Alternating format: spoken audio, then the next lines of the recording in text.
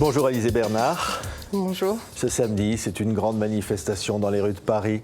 Manifestation contre les féminicides, les violences sexuelles. Toutes ces femmes qui disent stop. Plus de 100 femmes tuées depuis le début de l'année. Oui. Vous êtes aujourd'hui, on pourrait le dire, et vous le dites dans ce livre chez Grasset, une sorte de rescapée, Alizée. Oui. Oui, je suis une rescapée de violences conjugales. Ouais.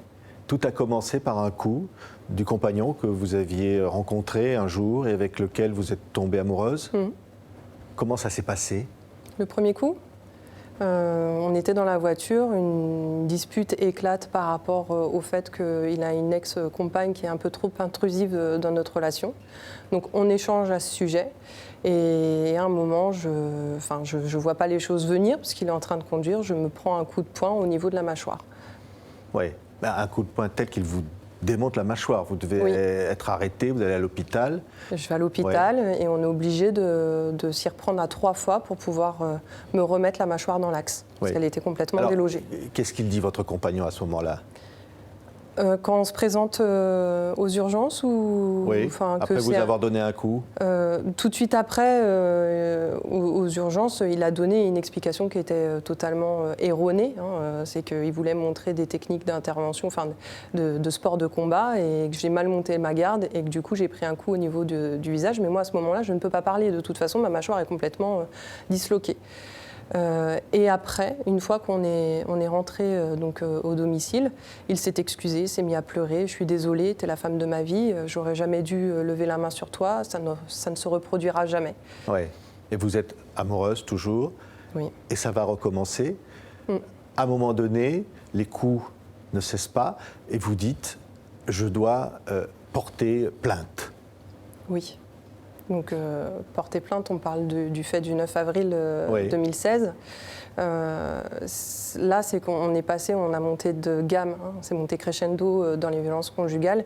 Et ce soir-là, j'ai été frappée, étranglée et menacée avec un couteau. Ouais. Donc, j'ai eu à ce moment-là très très peur pour moi et pour mon fils qui était présent dans la maison. Et j'ai pris la décision d'appeler le 17. Oui. Alors, on ne l'a pas encore dit, votre compagnon est gendarme. Alors, il était gendarme réserviste. Oui. Et ancien actif de la gendarmerie pendant 16 ans, tout à fait. Oui. Donc, au moment où vous enregistrez la plainte, vous assistez finalement à quelque chose qui s'apparente de gens qui se connaissent. Oui, mais pas que pendant la prise de cette plainte, également lors de leur intervention la veille au soir à mon domicile, où normalement il aurait dû être placé en garde à vue. Le couteau aurait dû être mis sous scellé comme pièce à conviction et j'aurais dû notamment être prise en photo pour les marques de strangulation que j'avais autour du cou et on aurait dû m'orienter vers un médecin des UMJ. Oui. Et qu'est-ce qu'on vous dit au moment où vous allez déposer plainte? Qu'est-ce qu'on vous dit? Alors, durant mon dépôt de plainte, le directeur d'enquête rentre régulièrement, puisque je suis auditionnée par une gendarme. Et donc, le directeur d'enquête rentre à de multiples reprises. Donc, déjà, il a fallu que j'insiste pour que le couteau soit mentionné sur mon dépôt de plainte.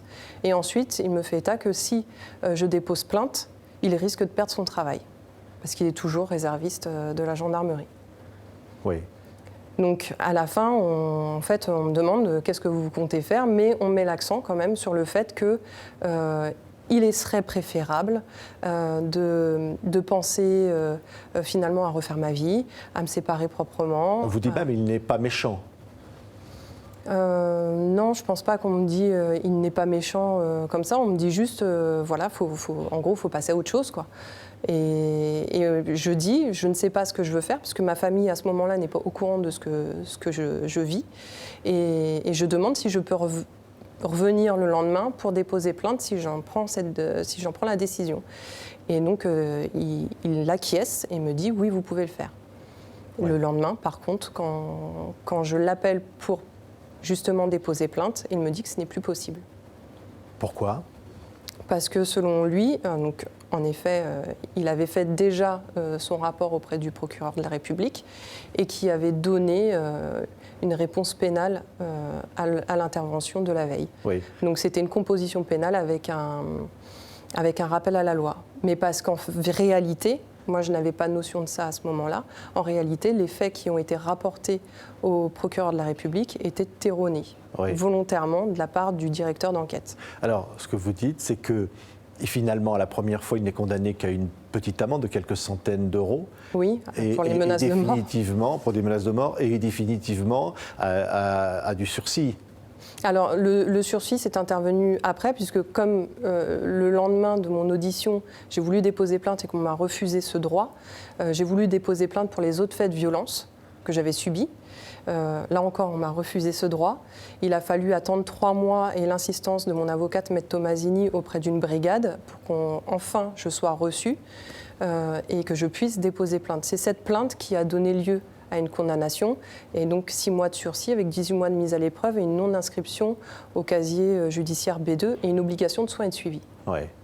Alizée Bernard, quand je disais que vous êtes une survivante aujourd'hui, ça aurait pu aller beaucoup plus loin, comme hélas c'est le cas pour des dizaines de femmes chaque année.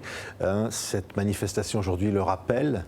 Il faut changer les choses. Votre témoignage s'est fait pour s'adresser finalement à toutes les femmes et s'adresser aussi aux autorités judiciaires, de police. C'est surtout pour alerter et sensibiliser sur les conditions dans lesquelles nous sommes reçus ou pas, en fait, parce qu'on a énormément de difficultés quand on touche finalement à quelqu'un qui est représentant de la loi. Et en effet, je pense à une femme dont Sophie Boutboul, qui est la co-autrice de ce livre, et qui est journaliste, a mené l'enquête pour ce livre et qui évoque l'histoire de Karine qui a été tuée par son ex-compagnon policier avec son arme de service. C'est important aujourd'hui, alors qu'elle avait déposé plainte, c'est important aujourd'hui qu'on parle de tout ça parce que finalement c'est déjà difficile pour toutes les autres femmes victimes de violences conjugales de pouvoir accéder à ces services, mais d'autant plus quand c'est quelqu'un de la maison. Oui. Aujourd'hui, il faut une véritable prise de conscience. Oui, de l'État. Oui. De l'État et qui puisse justement avoir des réflexions sur le sujet, savoir comment encadrer les choses pour mieux protéger ces victimes. Oui, vous vous dites aujourd'hui, je viens de loin. Oui.